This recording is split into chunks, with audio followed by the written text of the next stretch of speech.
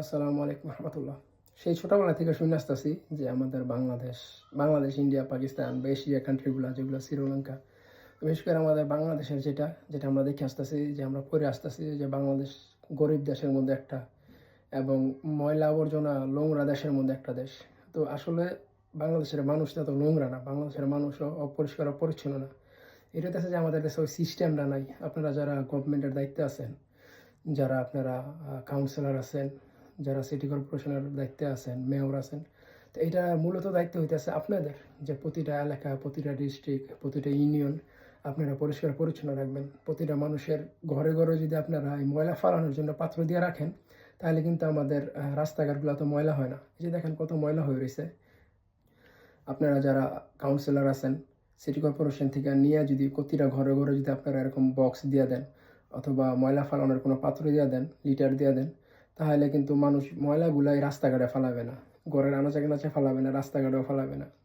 একটা নির্দিষ্ট পাত্রের মধ্যে ফালাবে। আপনারা সপ্তাহে 2 দিন তাদের কাছ থেকে ময়লাগুলো কালেক্ট করে নিয়ে যাবেন, নিয়ে যেয়ে জাপানিদের কাছ থেকে অথবা চাইনিজদের কাছ থেকে এগুলো বিক্রি করে দিতে পারেন। বা ইউরোপের অন্যান্য উন্নত দেশে তারা এই ময়লাগুলোকে কম্পোস্ট করে, সার বানায়, অনেক কিছু তারা করে, তাদের কাছ থেকে বিক্রি করে দিতে পারেন। এতে আমাদের দেশটা পরিষ্কার পরিচ্ছন্ন থাকে এবং আপনারা বৈদেশিক মুদ্রাও কিছু আয় করতে পারবেন। আপনারা যদি তাদেরকে, আমাদের দেশের জনগণকে এই ব্যবস্থা করে না দেন ময়লা ফালানের, তাহলে তারা ফালাইবেটা কোথায়, রাখবেটা কোথায়? তো যেরকম আমরা বিদেশ থেকে যারা দেখি বা বিদেশিরা যখন দেখে যে ময়লা আবর্জনার জায়গায় জায়গায় ভরপুর, রাস্তাঘাটে ভরপুর, নদী নালায় ময়লা আবর্জনায় ভরপুর, তাহলে তো মানুষ এটাই মনে করবে যে এরা সবই দেশের মানুষ, সবই নোংরা, বাংলাদেশে সবই নোংরা, পরিষ্কার অপরিচ্ছন্ন। কিন্তু আসলে বিষয়টা তো এইখানে না। বিষয়টা হচ্ছে তারা ময়লা ফালানোর জায়গাই নেই, ময়লা ফালানোর কোনো ব্যবস্থাই নেই।